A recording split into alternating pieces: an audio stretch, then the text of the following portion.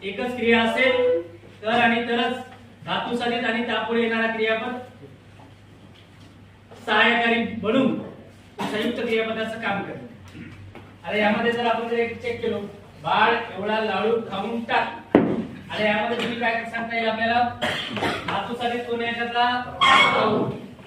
Check करा, खाऊन म्हणजे खाण्याची काय आहे रे? तुम्हाला काय वाटतं? पहिले खाण्याची क्रिया ना मग टाकण्याची क्रिया म्हणताय का?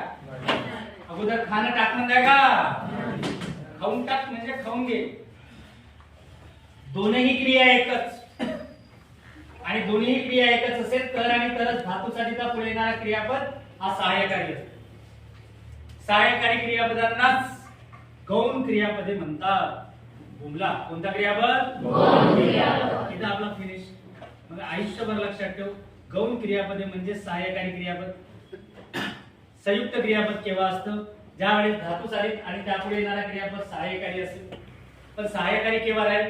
ज्यावेळेस या दोघांच्या क्रिया एकच असतील. बुमला दोघांच्या क्रिया किती असतील? एकच असतील.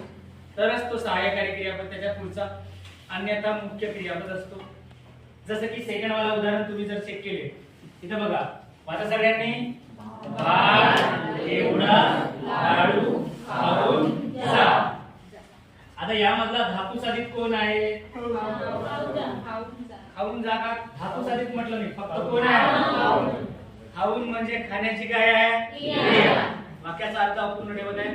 क्रियावाचक त्याला धातू साधित म्हणतात. पण मला एक सांगा, त्याच्या पुढचा येणारा क्रियापद कोण आहे? अरे बोला ना, कोण आहे? बरं मला एक सांगा, क्रिया एकच पाहिजे. कोणत्या क्रियापदामध्ये? पण तुम्हाला इथे काय दिसतं? क्रिया एकच आहे की दोनच आहे? खाऊन म्हणजे सांगा, जा म्हणजे खाण्याची क्रिया आणि जाण्याची क्रिया. पहिले खा आणि नंतर नेक्स्ट कोण असतो? सहाय्यकारी क्रियापदांना दुसरं नाव काय आहे? गौण क्रिया. त्याला सांगा कोणत्या क्रियापद? गौण क्रिया. आणि ह्या अशा पद्धतीने आपल्याला वेगवेगळे उदाहरण सांगता येईल. मी एक दोन उदाहरण तुम्हाला देतो, मला सांगा तो संयुक्त आहे का मुख्य आहे? मुख्य क्रियापदात क्रिया एक की दोन? अरे एक की दोन? सहाय्यकारी केव्हा असेल? ज्यावेळेस धातू साधिता पुढे येणारा क्रियापद आणि धातू साधित दोघांच्या क्रिया एकच असतील तर आणि तरच तो सहाय्यकारी.